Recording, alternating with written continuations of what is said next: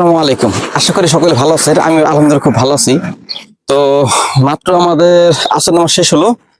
আর আজকে আমাদের 13 রোজা শেষ। আর বাংলাদেশে সম্ভবত হয়তো বা 12 রোজা গেল। আজকে আপনাদের সাথে কিছু কথা শেয়ার করার জন্য আপনাদের সামনে আসলাম। তো আমার কখনো ইচ্ছা ছিল না যে এই বিষয়ে কোনো কথা শেয়ার করি। তো প্রথমত কথা হচ্ছে আজকে যে 13 রোজা চলে গেল। তো বাংলাদেশে আমি ইদানিং দেখলাম যে মানে কার কত হচ্ছে মানে ঈদের বাজেট। তো কার কত ঈদের বাজেট, তো এটা মানে বর্তমানে ফেসবুকে খুব ভালো চলতেছে। একজনে 1.5 লাখ, 80,000, 90,000, মানে এক একজনের এক এক যেমন তার বাজেট। বসে কথা বলি, যে যেমন পারতেছে সে সেমন মনে করে এই মানে করতেছে। আর আমার কথা হচ্ছে ভাই, আপনার টাকা আছে, আপনি মার্কেট করেন, এতে আমাদের ভাই কোনো সমস্যা নেই। কিন্তু সমস্যা হচ্ছে যে রাস্তাঘাটে কিন্তু অনেক এতিম অসহায় মানুষ কিন্তু পড়ে আছে।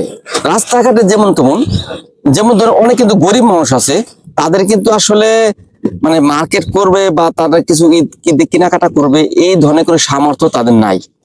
এখন আপনি যে যে শো অফটা করতেছেন, আপনি বিভিন্ন সময় ইফতারি পার্টি করতেছেন, ইফতারির ছবি আপলোড করছেন, এরপরে হচ্ছে আপনি মার্কেট করতেছেন, মার্কেটে বিভিন্ন জিনিস আপনি আপনার সোশ্যাল মিডিয়া আপনি আপলোড করতেছেন। তো এই জিনিসটা দেখে যে তাদের মনে যেটা কষ্ট, একটা দুর্দশা আসতেছে, এই জিনিসটা কি আপনি করে বুঝতেছেন না? আপনার হাজবেন্ডের আছে, ওকে মানলাম, আপনার বাবার আছে, আপনার পৈতৃক সম্পত্তি আছে, আপনি করেন। আপনি কি করার জন্য কিছু না করেন, আপনি হালাল টাকা আপনি করেন। কিন্তু আমার প্রশ্ন এখানে, যে লোক নাকি মানে তার ছেলেকে নিয়ে আসছে মার্কেটে, মানে আনলিমিটেড, যাকে বলে মানে হিসাব সারা টাকা দিচ্ছে তাকে, যে বাবা তুই মার্কেট কর। আর ও আজকে টাকা দিচ্ছে 1.5 লাখ, 2 লাখ, আসলে কি এই টাকাগুলো হালাল?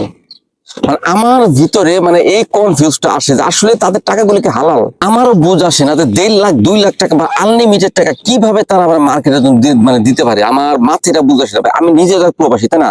আমি নিজেও একজন প্রবাসী, নিজে একজন প্রবাসী হওয়ার পরও কিন্তু আমিও ভাই এতটা সাহস পাই না যে আমার ফ্যামিলিকে আমি মানে এত টাকা দিয়ে মার্কেট করবো, বা 10,000 বা 15,000 বা 30,000 টাকা দিব তাদের মার্কেট করার জন্য। মানে এই জিনিসটা আছে না, আমার নিজের মাথায় ঢোকে না। কিন্তু সে মানে তারা অনেকে দেখলাম যে প্রবাসী বা অনেকে দেশে বিজনেস করে বা অনেকে চাকরিজীবী বা কোনো বাড়িওয়ালা, তারা মানে কি বলবো, মানে এটা আমার মাথায় ঠিক ঢোকে না যে এত টাকা কিভাবে তারা দিয়ে মার্কেট করতেছে। আরে বাবা, আপনার টাকা আছে, আপনি করেন, সমস্যা না তো। আপনি মানে দেখলাম যে এক মহিলা বললো যে সে হচ্ছে প্রায় কত 2 জোড়া জুতা কিনছে হচ্ছে প্রায় 36,000 টাকা দিয়ে।